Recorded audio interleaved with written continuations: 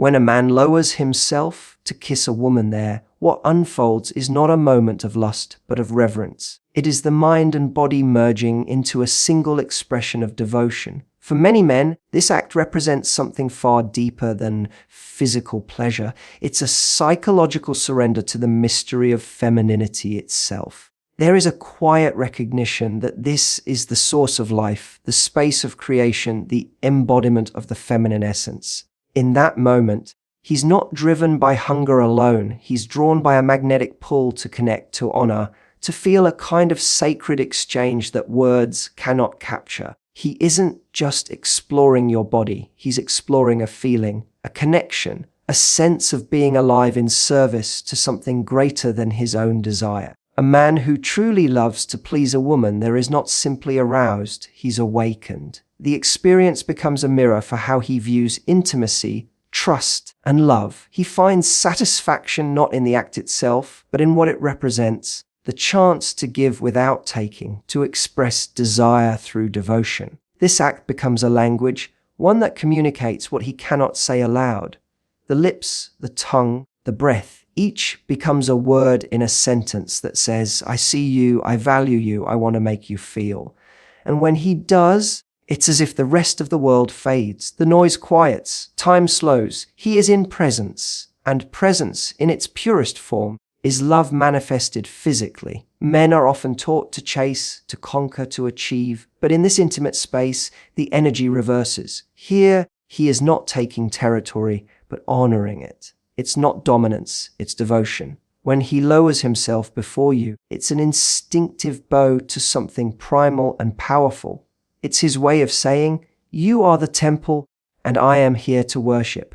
This isn't submission in the way society defines it. It's alignment with something older than culture, older than shame, something sacred that exists beyond ego. A man who understands this isn't acting out of obligation or performance. He's tapping into a truth that his body already knows. That pleasure is not meant to be taken. It's meant to be given, shared, expanded. The more he feels connected to the woman he's with, the more this act becomes transcendent. It's not mechanical, it's intuitive. He listens, not with his ears, but with his entire being, to every movement, every sigh, every subtle reaction. Those signals guide him, pull him deeper, make him want to explore the depths of your pleasure, as if mapping the landscape of your soul. For him, this is not just arousal, it's art. The body becomes a canvas and the moment a masterpiece. There is a kind of quiet pride in giving pleasure selflessly,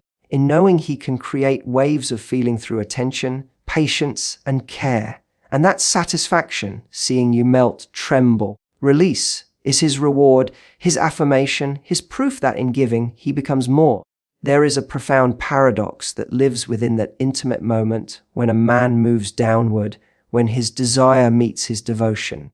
It's not only about touch, it's about energy. He is entering a space where control and surrender coexist, where power is no longer about dominance but about flow. When a man goes down on a woman, he is allowing himself to feel something few men permit themselves to experience. A surrender that doesn't weaken him but actually amplifies his masculinity. He is simultaneously giving and yielding, leading and following, embodying both protector and worshipper. It's not just a physical gesture. It's the most honest exchange of energy, where masculine strength meets feminine softness in a rhythm that dissolves boundaries. He loves this act because it liberates him from the illusion that power must always be held tightly. For once, he can let go. He can lose himself in sensation, in the taste, in the breath, in the warmth, and find power in presence rather than control. This surrender isn't submission. It's a deeper awareness of connection. He doesn't just want to pleasure her, he wants to feel her, to sense the shifts in her body, the trembling of her thighs, the waves of her breath. He becomes attuned to her almost instinctively, moving with her energy rather than forcing his own. In that moment, there is no hierarchy, no performance, no script, only two energies intertwining, exchanging, feeding one another. Masculine energy thrives on purpose, and when a man gives pleasure, his purpose becomes clarity itself. He's not lost in thought. He's present, anchored, grounded in sensation. Every kiss becomes an act of intention, every touch a message that says, I see your power, I feel your softness, and I am moved by it. It's in that space that he feels something extraordinary. Freedom. Freedom from pressure, from expectation, from the world that demands he always be in control. Down there, he is no longer trying to prove himself. He is allowing himself to be. That duality, the strength to surrender, the courage to yield, is what makes the act intoxicating for him. It's where he gets to experience his own vulnerability in the most beautiful way. For the woman, this energy feels different. It's not just physical pleasure, it's emotional recognition. She feels his presence, his focus, his willingness to serve rather than take. And that shifts everything. It creates safety, openness, and trust. It's why the most powerful moments of intimacy are not born out of dominance or passivity, but out of mutual surrender, where both people let their guards down and allow the natural current of desire to guide them. Men love this because it lets them express something that society often teaches them to hide: tenderness. And within that tenderness lies power. When he can give pleasure with both passion and humility, he experiences what true connection feels like. It's no longer about the act itself, but the alchemy of energy, the merging of masculine and feminine in perfect harmony, each empowering the other through the silent language of touch and trust.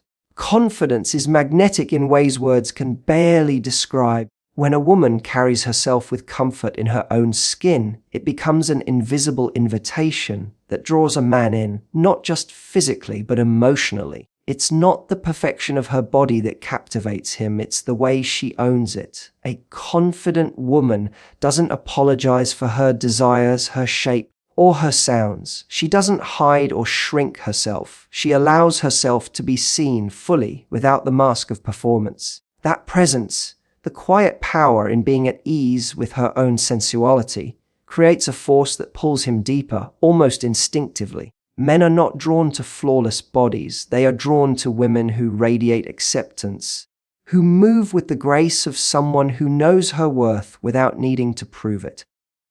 When a man goes down on a woman who is confident, he feels it immediately. The energy changes. Her breath isn't hesitant. Her body doesn't resist. She lets herself feel. She lets pleasure flow without analyzing it, without judging it, without trying to control it. That surrender is what fuels his desire. Confidence tells him, I trust you to see me. And that trust is intoxicating. It liberates him to explore, to express, to lose himself in giving. He's not second guessing whether she's comfortable, whether she's comparing herself, whether she's holding back. He's completely immersed in the moment because she allows him to be. That mutual freedom, his willingness to please and her willingness to receive, creates a cycle of connection that no technique could ever replace. It's not arrogance, it's awareness. A confident woman knows that her pleasure is not a gift someone gives her, it's something she allows herself to experience. She doesn't wait for validation, she creates it through openness. And in doing so, she awakens something primal in him. He becomes more attentive, more daring, more creative. Her confidence gives him permission to explore with enthusiasm, to express desire without fear of rejection. The way she breathes, the way she arches, the way she owns her reactions, it's all communication. It tells him she's not afraid of being seen in her pleasure, and that boldness drives him to go deeper. In contrast, when insecurity lingers, it creates walls. A man can feel when a woman is disconnected from her body, when she hides her pleasure behind tension or self-consciousness. The energy becomes uncertain, but when she releases the need to be perfect, when she embraces the raw, unpolished beauty of the moment, everything changes. Confidence doesn't come from how she looks, it comes from how she allows herself to feel. It's in the softness of her moan, the movement of her hips, the rhythm of her breath. That's the real allure. Men are drawn to that authenticity because it's real, it's human, it's alive. Confidence turns the act into connection. It transforms physical touch into emotional electricity. It makes him want to give more, to explore more, because he's not just pleasuring a body, he's engaging with a woman who knows who she is, and that is the ultimate seduction. Emotional safety is the foundation upon which every physical connection is built, even if most people never consciously realize it. When a man feels that the woman he is with trusts him, really trusts him, something inside him unlocks. The pressure to perform dissolves, and what replaces it is a natural flow of passion, instinct, and tenderness. When he senses that she's not holding back, that she's not guarding herself, that she's not silently questioning whether she's being judged or compared, it changes the entire energy between them. He doesn't have to fight through her fear, he can move through her openness. That emotional safety becomes the gateway to deeper pleasure, the silent invitation that says, "You're free to be here with me." A man's desire to go down on a woman is tied to how emotionally connected he feels to her. When she lets him in, not just physically but emotionally, his desire to please her intensifies. It's no longer about technique or performance. It becomes about communion, about shared energy. He's no longer trying to prove something, he's trying to connect. And that connection can't exist without trust. Trust is what allows both people to breathe, to relax, to let go of control. When she feels safe, she softens, and that softness draws him in. When she lets him see her vulnerability, it becomes a kind of power that speaks louder than any words could. That emotional openness gives him permission to express his own softness too, to reveal the part of himself that wants to nurture, to care, to give without agenda. Men are often told that strength means control, that masculinity means composure, but in intimacy, the real strength comes from presence. When he feels emotionally safe with her, he doesn't need to think, he simply feels. He listens with his body, responds with his breath, learns her rhythm without needing instruction. Every sigh becomes a cue, every movement a message. The emotional connection deepens the physical experience because both are now tuned to each other's frequency. It's in that synchronization that the act transforms from something physical into something profound. The more she opens up emotionally, the more he wants to give, the more he wants to make her feel completely at ease in her own pleasure. When there's emotional distance, the act can feel mechanical, as if two bodies are going through motions without meaning. But when there's emotional safety, everything becomes alive. She doesn't have to hide her reactions. He doesn't have to hold back his passion. There's laughter, eye contact, breath, rhythm, tiny moments that build a sense of intimacy beyond the physical. Emotional safety makes her trust that she can let go completely and that he'll hold that space with care, without judgment. It allows her to surrender without fear, and that surrender in turn invites him to go deeper into his own vulnerability.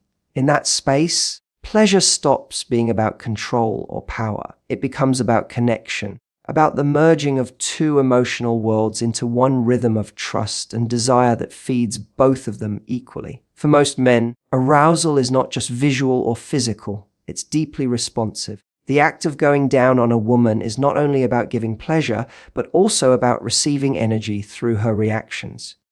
Every breath she takes, every subtle sound she makes, every shift of her hips becomes communication. It tells him what feels good, what draws her in, what makes her lose control. That feedback becomes his guide, his reward, his affirmation. Men are wired to respond to signals. It's how they know they're doing something right, how they measure their impact. When a woman lets herself express pleasure freely, it becomes a language that he reads instinctively. It tells him he's not just touching her body, he's affecting her deeply, awakening something inside her that he created through attention, care, and desire. Men crave that reaction because it connects to something ancient within them, the desire to provide, to protect, to please. It's not just about ego, it's about purpose. In the quiet rhythm of her breathing, in the trembling of her thighs, in the gasp that escapes without permission, he feels successful not in conquest but in contribution. He feels significant, needed, and powerful in the most intimate way. Her pleasure becomes his validation, not out of vanity, but out of instinct. The masculine energy is built to thrive on feedback, to rise when it sees its impact. That's why silence or restraint can sometimes confuse him, make him unsure whether what he's giving is being received. But when she responds authentically, spontaneously, it becomes fuel. It amplifies his drive, his focus, his passion. He wants to make her feel more because he knows he can. Those reactions do more than stroke his confidence. They connect him emotionally. When a woman lets go of control, when she allows herself to be seen in the rawness of pleasure, it touches something tender in him. It tells him she trusts him enough to lose herself. That trust is intoxicating. It breaks through the armor men often wear in daily life. Out there, he might have to perform, to lead, to compete. But here, in this space, her reactions remind him that connection is not earned by perfection, but by presence. Every moan, every movement, every look becomes proof that what he's doing matters, that he is not invisible, that he can create something real with his hands, his mouth, his attention. When a woman holds back her reactions out of insecurity or fear of seeming too much, she unknowingly blocks the very energy that fuels his desire to give. But when she allows herself to feel freely, to let her body speak without censorship, everything shifts. It becomes a dance of reciprocity, her openness feeding his drive, his passion deepening her pleasure. In that mutual exchange, both become heightened versions of themselves. Her pleasure empowers him, and his attention empowers her. It's no longer about giving or receiving, it's about resonance. Her reactions tell him, "I feel you." And that message is more powerful than any words. It's the purest form of appreciation, one that goes straight to his instinct, his emotion, his soul. Pleasure has never been meant to exist in isolation. The most unforgettable moments between two people happen when they stop thinking about who is giving and who is receiving and start feeling the current that flows between them. When a man goes down on a woman, the depth of that connection depends on whether both are fully present in the experience. It's not about performance or perfection, it's about presence. When he's there, not chasing an outcome, but absorbed in her every breath, every sound, every shift in energy, something sacred begins to happen. The space between them disappears. The act stops being about technique and becomes about rhythm. His and hers, rising and falling together, feeding into each other like a tide that knows no beginning or end. That is the moment when pleasure transforms into connection, when both people stop performing and start existing together in pure, raw sensation. For many men, this is what makes the act so compelling. It's not just about control or dominance, it's about being part of something shared and alive. He isn't doing something as to her. He's doing something with her. The pleasure that comes from that exchange is circular, not linear. Her enjoyment loops back to him through her reactions, her sounds, her touch, creating an invisible feedback loop that intensifies everything. The more she lets go, the deeper he goes, and the deeper he goes, the more she lets go. That cycle can only exist when both people drop the need to perform and choose instead to be vulnerable, to be human, to be open. When that happens, pleasure becomes a form of communication, an unspoken dialogue that connects emotion to movement, intention to touch. The difference between mechanical intimacy and soulful connection lies in the willingness to be present. Presence means listening, not just with the mind, but with the whole body. It's in the pauses, in the breath shared between moments, in the awareness of what's happening rather than what's supposed to happen. When both people are tuned into each other, the experience becomes fluid, organic. There's no rush to reach a finish line because the journey itself is the pleasure. It's the look in her eyes, the sound of her voice, the way his hands rest on her thighs, grounding her, anchoring her, letting her know she is safe to surrender. For a man, this space is where he feels her energy respond to his. For a woman, it's where she feels seen, understood, and honored without words. The act stops being about proving anything. It becomes about merging energies, about co-creating something beautiful and fleeting that lives only in that moment.